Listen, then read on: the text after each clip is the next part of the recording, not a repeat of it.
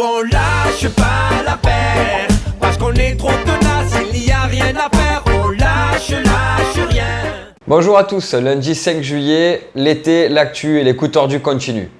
Tout d'abord, on va revenir sur les infos de notre DG lors du dernier CSE avec la prise en charge des IJ maladies pour les professions libérales par la CPAM 13 à compter du 1er juillet. Bien sûr, cette nouvelle activité se fera sans le moindre renfort en effectif.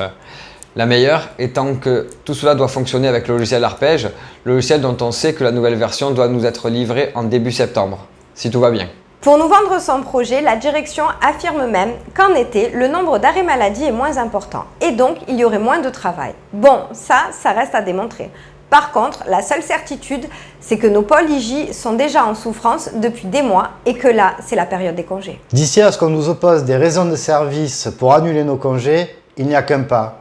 Une gestion du personnel un peu à l'image de la reprise sur site qu'on est en train de vivre. Notre directeur met en avant sa bienveillance alors que sur le terrain, on n'a pas les moyens de garantir une égalité de traitement et pire, de garantir la santé et la sécurité des salariés. En effet, on se rend compte que la direction elle-même ne respecte pas son protocole. On a des exemples de sites sur lesquels on impose aux salariés les jours de reprise, on limite même sur 2 jours les jours de présence sur site, ce qui fait qu'au lieu de lisser la présence du personnel sur l'ensemble de la semaine, on les regroupe, ce qui va complètement à l'encontre du protocole sanitaire et de la prévention donc du risque Covid. Pourquoi? Tout simplement, pas parce que c'est conjoncturel, c'est la crise, etc., mais bien parce qu'on a un problème structurel de manque de personnel permanent sur les sites et les services. Et ce problème touche également les cadres qui ne se retrouvent pas assez nombreux pour faire les ouvertures et les fermetures.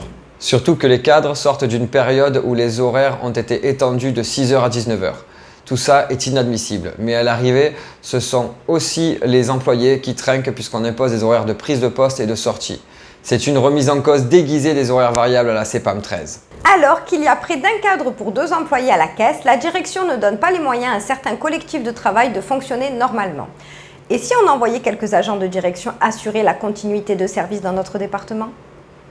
La crise sanitaire ne doit pas servir de prétexte pour la remise en cause de nos droits.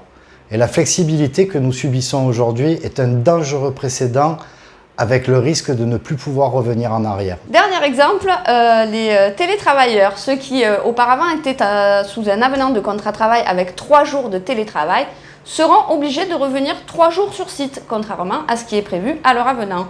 Alors, on a été un petit peu étonnés de cette situation.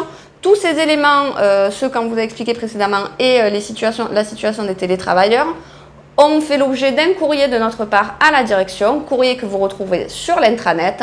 Vous le savez, les négos sur le télétravail ne font que commencer. On reste avec vous et on vous tiendra au courant des avancées en vidéo tout l'été.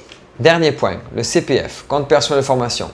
Si vous avez rencontré des difficultés de connexion pour abonder votre compte, ne vous inquiétez pas, la saisie des ordis acquises est toujours possible en vous connectant sur la page Mes droits formation. Les pouvoirs publics n'ont pas communiqué sur la durée de cette prolongation, ils ont parlé de quelques jours, donc faites vite. Restez connectés, à très vite et n'oubliez pas, on lâche rien. Nous on lâche pas la paire, parce qu'on est trop tenace, il n'y a rien à faire, on lâche rien. On s'en bat aujourd'hui.